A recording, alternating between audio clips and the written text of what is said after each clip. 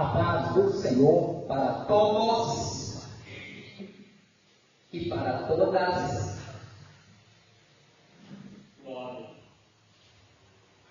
Ainda temos hoje para encerrar aquele assunto sobre coisas que os homens ensinam, mas a Bíblia não diz.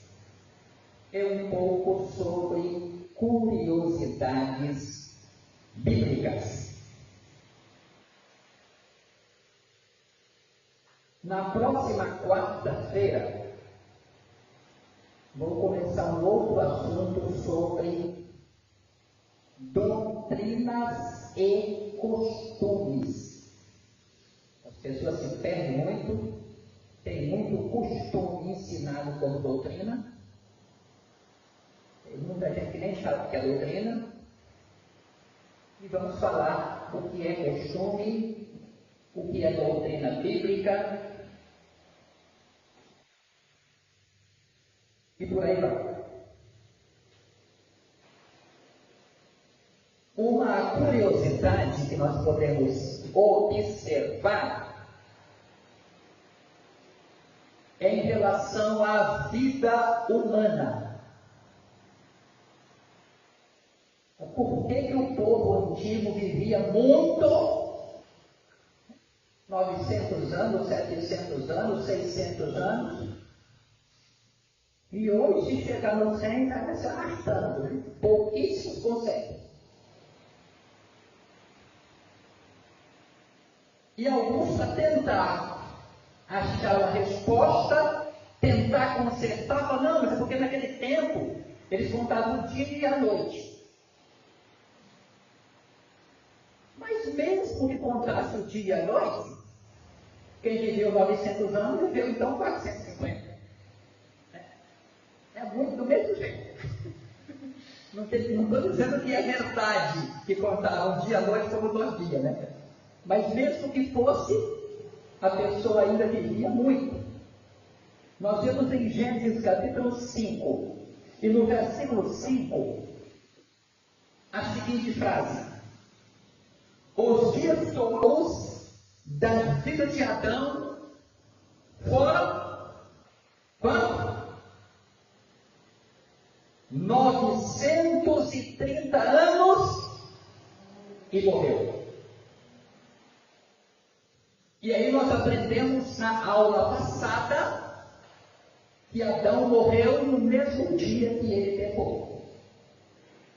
Porque um dia para Deus é como 1000 anos e 1000 anos como um dia. Se Adão não chegou a viver 1000 anos, ele não viveu nem um dia para Deus. Se ele não viveu nem um dia para Deus, ele morreu no mesmo dia que ele pecou. Em Gênesis capítulo 5, versículo 27, está o homem que mais viveu na terra. Metusalém ou Matusalém, depende da versão, viveu 969. Viveu mais do que Adão, mas também não chegou no dia de Deus. Nenhum homem na terra viveu um dia de Deus. A Bíblia sempre relaciona a morte com o pecado. Se Adão não tivesse pecado, estaria vivo até hoje.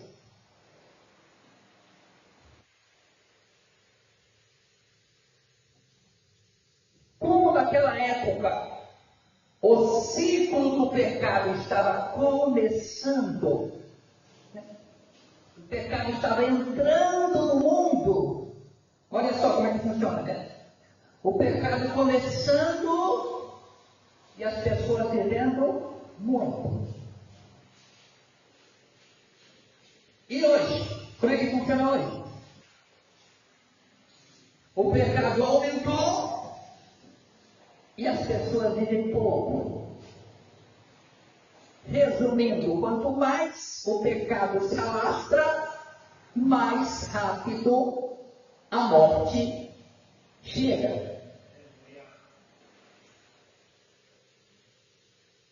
Nos dias de Davi, que ainda era lá no Antigo Testamento, no Salmo 90, e versículo 10, ele escreveu naquele tempo ainda, né? A duração da nossa vida é de 70 anos.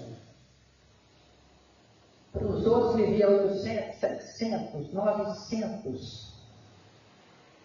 Quando chegou em Davi, ele já fez um cálculo. Não, a média agora, para dizer assim, eu estou vivendo mais ou menos bem, é 70. O tempo de Davi, né?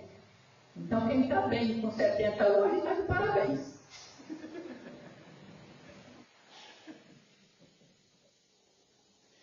E se alguns, nem é todo mundo, alguns, pela sua robustez, alguns, pelo seu corpo saudável, né, chegam a 80 anos,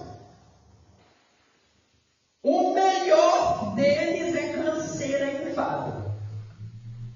Quando tiver bom, está cansado. Quando tiver bom. Quando está cansado ainda, sem dor, sem doença, está vale. Agora vamos cansar o dia todo tomando remédio, gritando ai, ui. Pois passa rapidamente e nós voamos.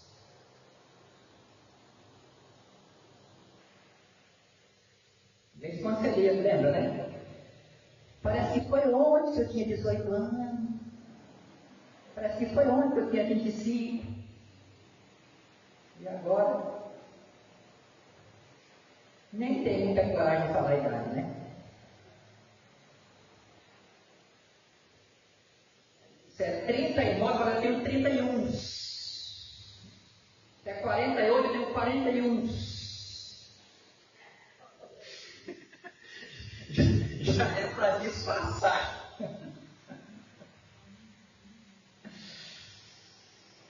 Com base nisso, podemos supor que quanto mais passar o tempo, menos o homem vive. Quanto mais o pecado aumentar, menos o homem vive. E hoje é um pouquinho mais grave ainda, né? Por quê? Porque todo mundo tem que se alimentar. E a terra de hoje já não tem mais todos os nutrientes, as vitaminas da terra antiga. A terra já está cansada, além da terra estar cansada, está toda envenenada. Resumindo, cuida da alma e o futuro do corpo.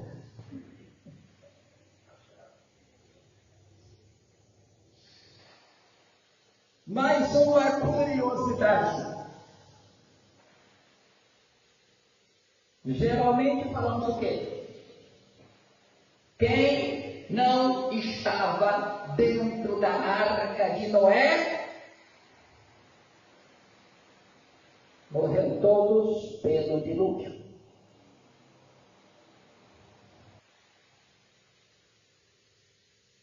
Aí surge a pergunta. Todo mundo morreu dentro da arca?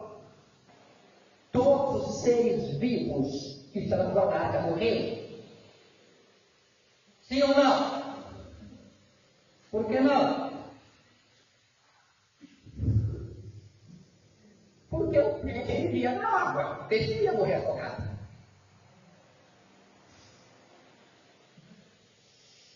Mas nós temos base bíblica para falar isso. Temos.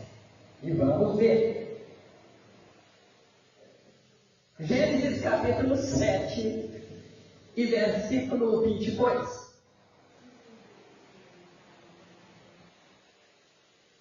Gênesis 7:22. Tudo que tinha fôlego de espírito de vida em seus narizes, tudo que havia no seco morreu. O peixe estava no seco. Tudo que havia no seco morreu. Quando Deus anunciou o dilúvio, suas palavras foram em Gênesis capítulo 6 e versículo 13. Então disse Deus a Noé: o fim de toda a carne é vindo perante a minha face, porque a terra está cheia de violência. E eis que os desfarei com a terra. A terra está cheia de violência. Eu vou acabar com a terra. A primeira impressão é que essas palavras é que tudo seria destruído. Nada do que foi criado por Deus estaria vivo fora da arca. Porém, ao falar novamente sobre o dilúvio, em Gênesis capítulo 6 e versículo 17, o Senhor disse: porque eis que trago um dilúvio de água sobre a terra, para desfazer toda a carne e enviar espírito de vida debaixo dos céus. Tudo que há na terra expirará. Tudo que está na terra vai morrer. Sabemos que os peixes vivem na água e não na terra. Portanto, as águas do dilúvio não iam matar o peixe afogado. Veja as passagens dos animais entrando na arca, em Gênesis 7, 8 e 9. Dos animais limpos e dos animais que não são limpos, e das aves e de todo réptil sobre a terra, entraram de 2 em 2 para Noé na arca, macho e fêmea, como Deus ordenara a Noé. Nesses versículos vemos que entraram todos os animais que viviam sobre a terra. Ele não fala que entrou nenhum peixe na arca.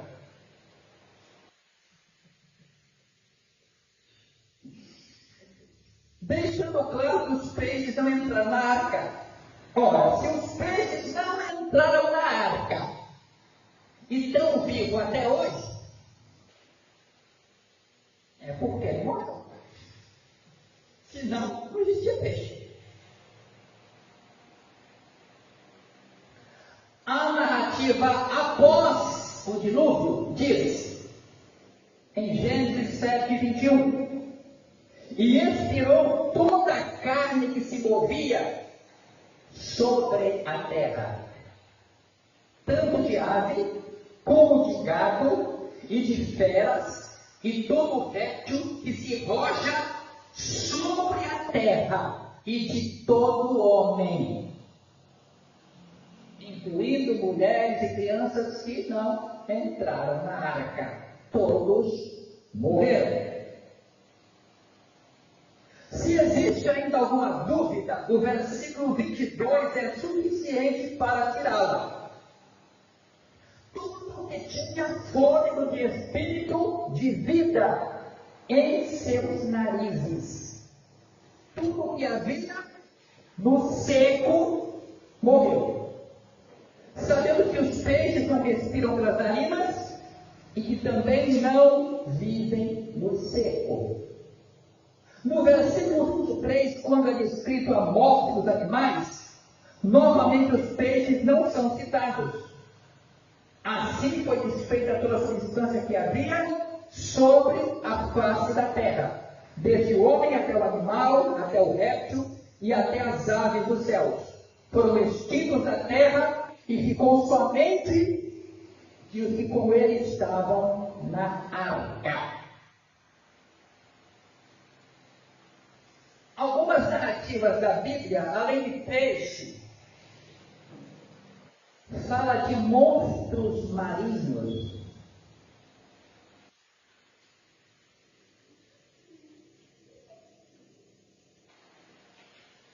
E aí dá para imaginar um monte de coisa. Quantos barquinhos, quantos navios que foi e nunca mais voltou? O que aconteceu?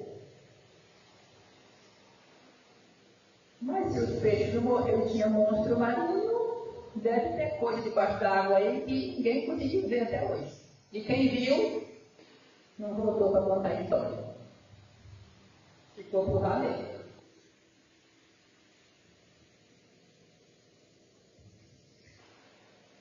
Mais uma curiosidade, que nós já falamos de forma breve.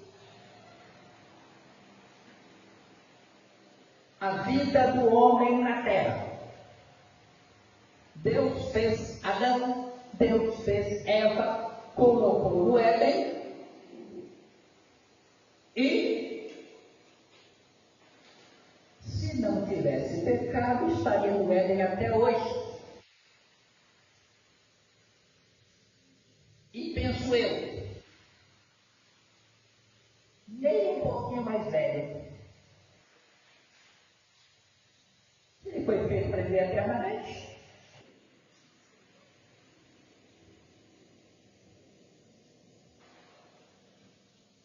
Mas em Gênesis capítulo 2, versículo 17, está escrito: mas a árvore da ciência do bem e do mal, dela não comerás, porque no dia em que dela comeres, certamente morrerás.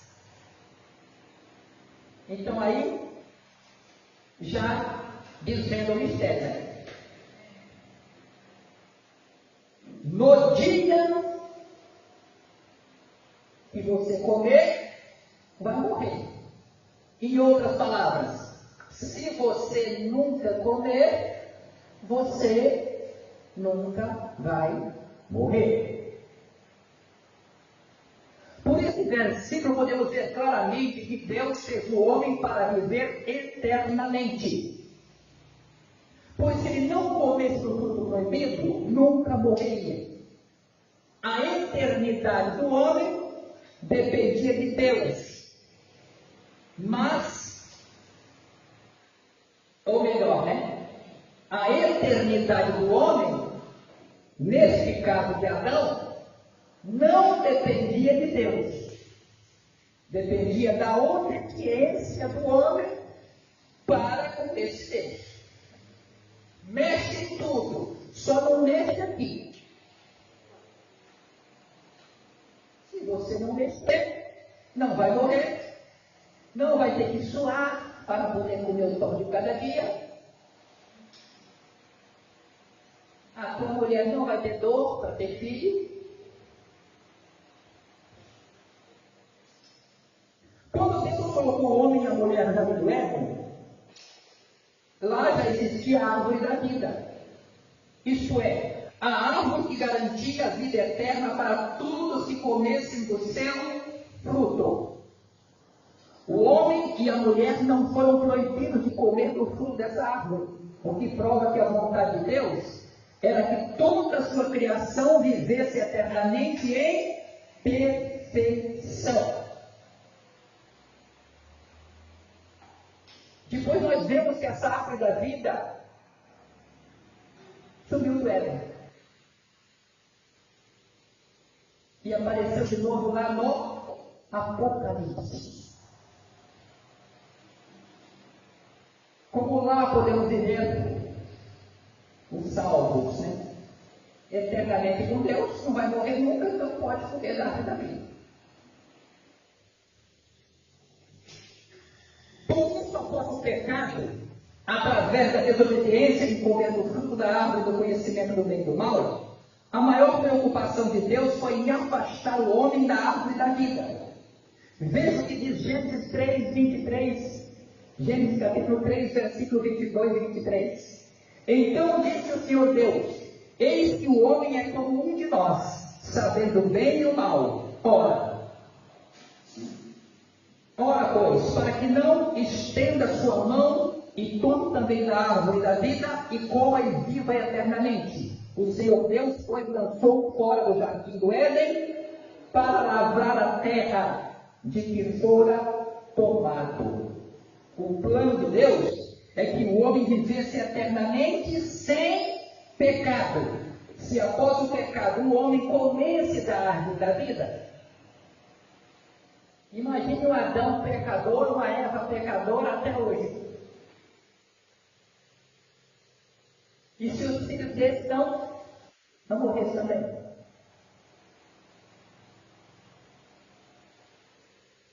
Quanta gente ruim não está lá? Só para prejudicar aqui. Por esse motivo, Deus colocou um limite. E nós já explicamos que esse limite é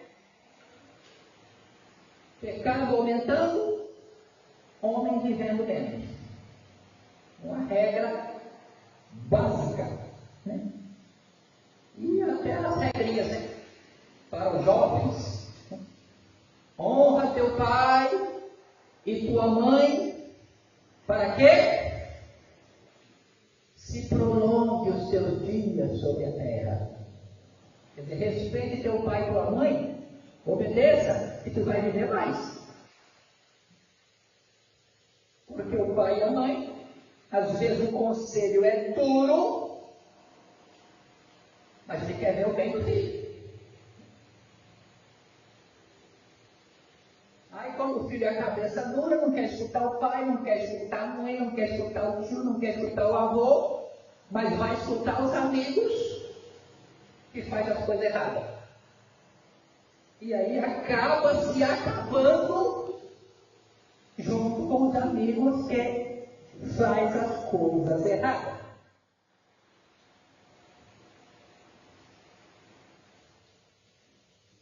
Eu falei algumas vezes sobre esse assunto que vamos falar agora.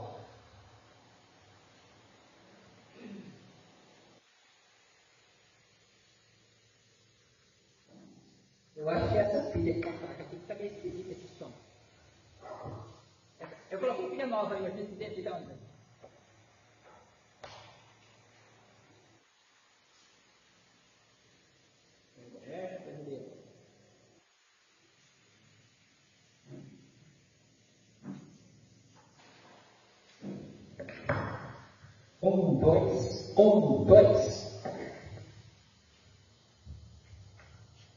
Dois.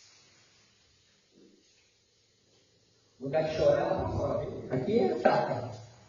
Fica quietinho aí.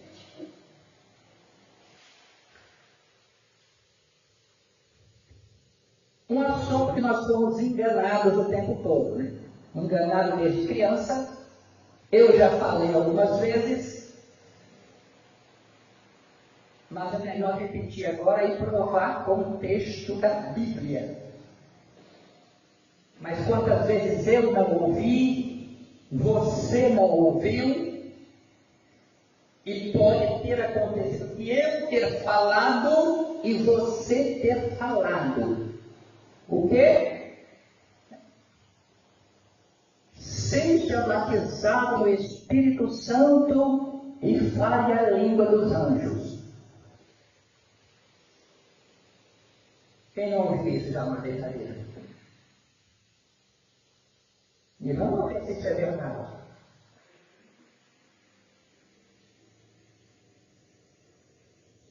Em nenhum lugar das Escrituras está registrado isso.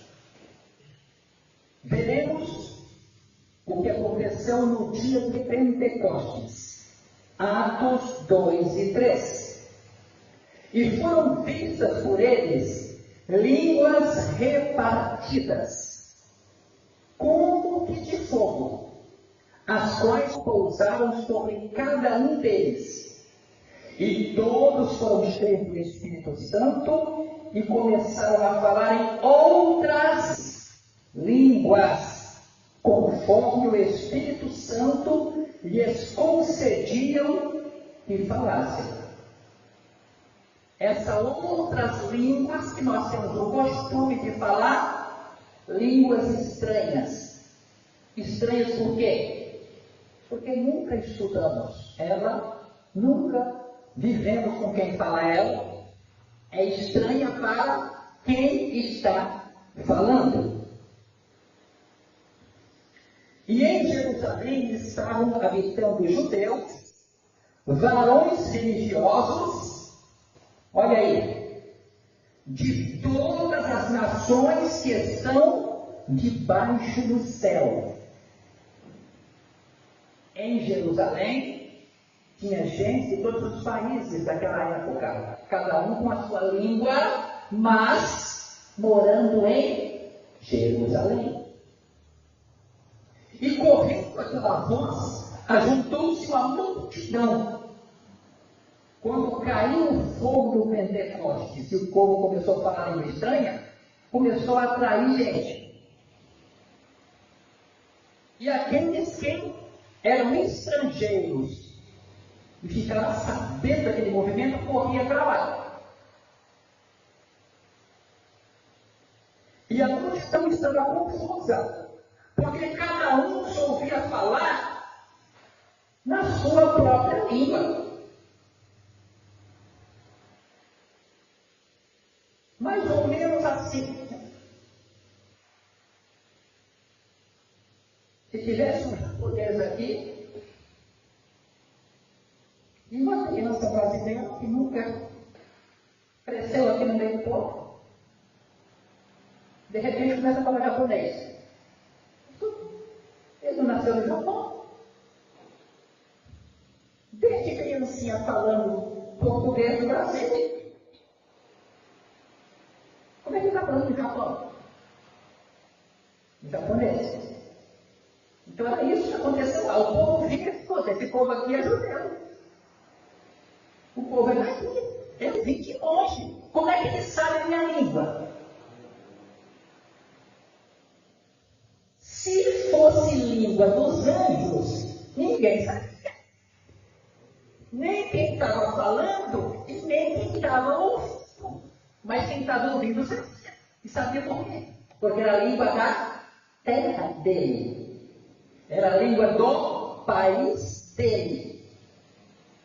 Então, quando nós falamos línguas estranhas, é estranhas para quem está falando. Você vai falar uma língua que você não estudou. Não quer dizer que o outro não vai entender. Pode ser que tenha alguém que entenda. E todos pasmavam e se maravilhavam, dizendo uns aos outros: pois que não são galileus todos esses homens que estão falando? Como todos ouvimos cada um na nossa própria língua? Estão falando a língua que nós nascemos. Mas todo mundo aqui é judeu. Partos, medos, elamitas, os que habitam na Mesopotâmia, Judéia, Capadócia, e Ponto, e Ásia, e Frígia, e Panfilha, e Egito, partes da Líbia, junto a Cirene, forasteiros romanos, tanto judeus como prosélitos, cretenses, árabes, todos os temos ouvido em nossas próprias línguas falar das grandezas de Deus. Não tinha um bocado estrangeiro, não. E não é que todo mundo falava a mesma língua, cada um falava uma língua diferente.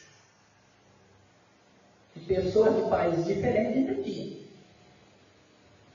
Essa passagem é mais do que clara em afirmar que os irmãos batizados ali falavam a língua dos homens, isto é, o idioma de outras regiões da terra.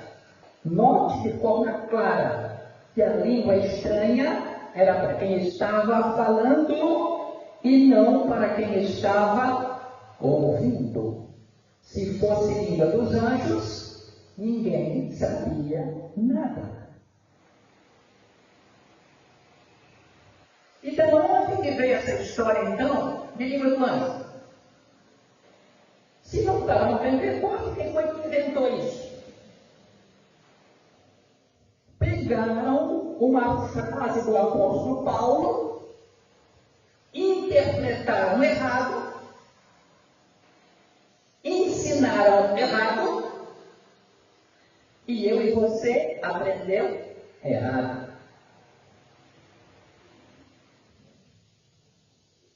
Que passagem é essa? 1 aos Coríntios, capítulo 13.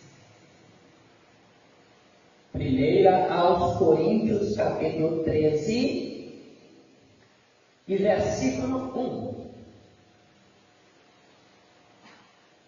Olha o que Paulo falou. É com esse versículo aqui que confundiram tudo.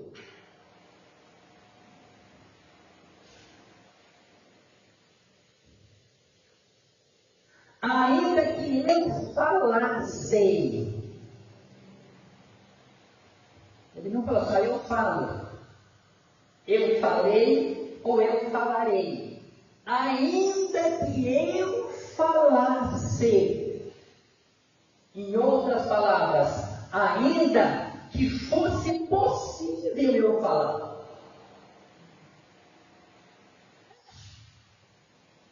Ainda que eu falasse a língua dos homens e dos anjos. Não tem nada a ver com o batismo do Espírito Santo.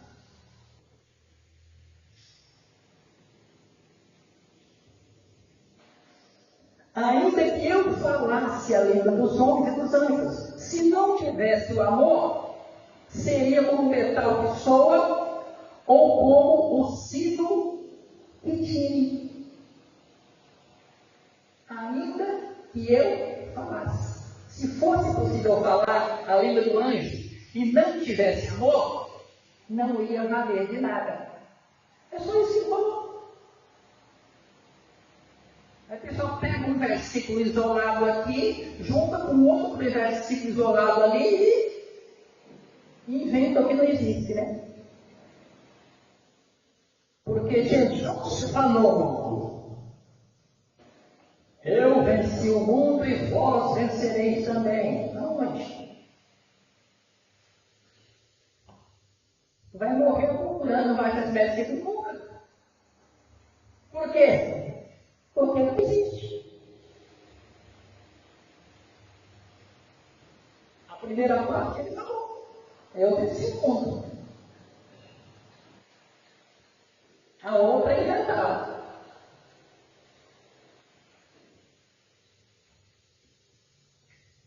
O que nós já aprendemos também nas aulas passadas, né? Cada curso desse acaba sendo uma aula, é que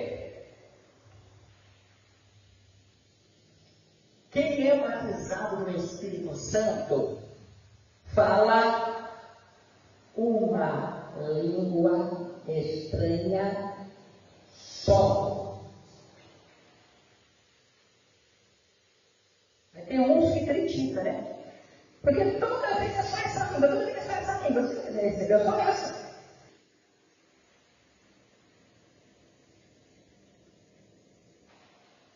Pastor, não tem como falar mais de uma língua estranha? Tem.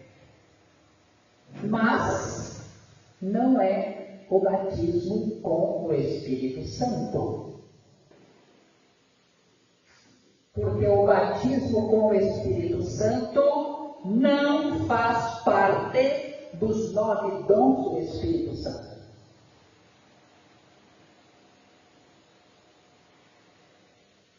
Aí alguns falam o quê? Não, eu já sou batizado, só falta 8 agora. Não, falta 9 do mesmo jeito. E você nunca vai ter os 9. Porque tem tanta gente para Deus distribuir que não vai dar para um só. Olha só o exemplo. Deus não fez um super-homem. Assim como os dons é um pouquinho para você, um pouquinho para você, um pouquinho para você. O que Deus fez? A fé deu para Abraão. A força, ele deu para Sansão. A sabedoria, ele deu para Salomão. Sansão era forte, mas era muito pouquinho só, né?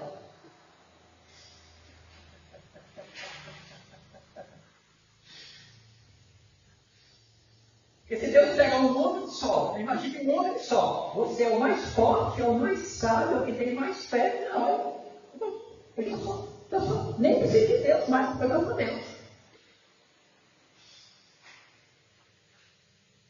Resumindo, para cada um de nós, Deus dá uma coisa forte e dá uma fraqueza. E essa fraqueza é que o apóstolo Paulo fala assim, olha, eu seria melhor na minha cabeça se eu não tivesse um espinho na carne. Mas Deus deixou o espinho na carne. É um mensageiro que Satanás só ficar me esbofeteando. E ele fala assim, sabe o que Deus fez isso comigo? Para mim não me exaltar. E tanta pessoa cheia de defeito hoje, né? Não me triste, não me toca, eu sou mais santo, mais consagrado, mais ungido, mais.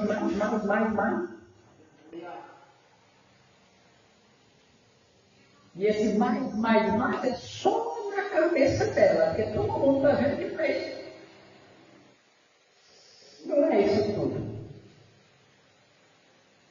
Então, nos 9 dons do Espírito Santo, existe o dom de variedade de línguas. O que quer dizer variedade de línguas? Várias línguas. Então, quem fala mais de uma língua estranha diferente, não só é batizado no Espírito Santo, mas além de ser batizado no Espírito Santo, também possui o dom de variedade de línguas. Mas a maioria é apenas batizada no Espírito Santo e fala uma só. Eu, por exemplo, uma só. Toda vez que fala é a mesma que se repete. Se Deus quiser dar outra, Ele dá. Enquanto Ele não dá, usa o que você tem. O que não pode fazer é inventar, né? Tem uns que inventam uma língua estranha, tão estranha que nem Deus sabe que língua é aquela. Como quem diz, né? Já que Deus não quer me usar, eu vou usar Deus.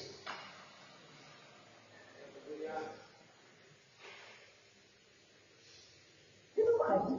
A gente que tem o Espírito Santo, quando alguém está sendo usado por Deus, você sente. Por que você sente? Porque o mesmo Espírito que está em você está no outro. Então há uma comunicação. Isso vem de mim. Agora o outro fim está sendo usado, você já tem um arrepio, um calafrio, um negócio ruim. Esse Espírito aí não é o santo, não.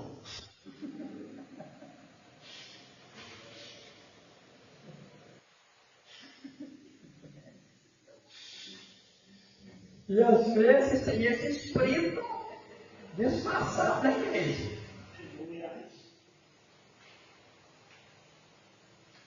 Outra coisa que nós temos que tomar cuidado. E se Deus manda eu falar, se Deus me dá uma mensagem de exortação, qualquer coisa nesse sentido, o que eu tenho que fazer? Eu falo, viro minhas costas, vou embora e durmo em paz. Era para falar, eu falei, a minha parte eu já fiz.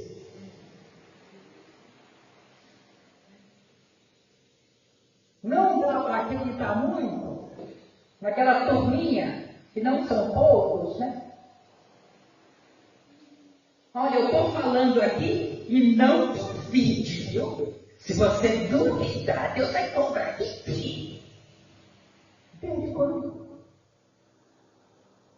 profeta, fale 2 ou 3 profetas e os outros julguem. É obrigação nossa julgar a profecia para não ser enganado. Porque de cada uma profecia de Deus, tem 99 profetadas. Dessas 99, um bocado é da carne, outra é do inimigo. Não dá para acreditar em tudo. E também tem aqueles pregadores, missionárias, que dependem de um convite.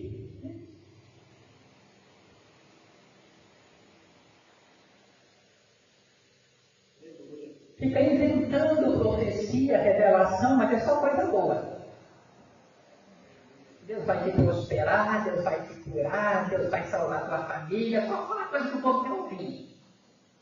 E como é que você quer ouvir? Não, Deus falou comigo. Né? Se Deus não aponta você ou você, e Deus usa alguém para falar, né? Eu vou te levantar. Eu vou te encher de poder. Tu vai fazer a minha obra. Um monte de gente vai sair assim. Deus falou comigo essa noite.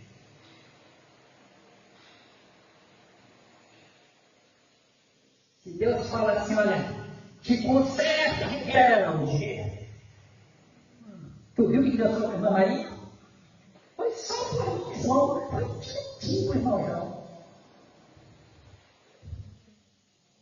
Quando é bom, a gente entrega para nós. Né? Quando é ruim, a gente acha logo culpado.